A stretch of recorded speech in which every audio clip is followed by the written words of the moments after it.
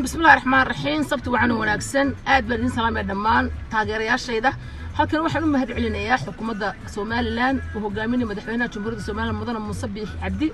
iyo labada xisbi qaran xisbiga cadaaladda ee daryeelka injineer Faysal Cali Waraabe iyo xisbiga wadani Cabdiraxmaan Ciro dhamaantiinba waa mahadsantiin sidii quruxda badnayd ee ka qaadatay halgankii in la sii daayo Cabdimaalik Muuse Culdoon samafaliyeenii in wada jeclayn aynu tabaynay muddadu naga xidhnaa waxaan u mahad celinayaa qof walba oo arinta qacan ka gaaray ama wax ku yaraha hadal haday noqoto haday qoraal noqoto haday noqoto u soo fadhiistay meel kasta soo fadhiistaan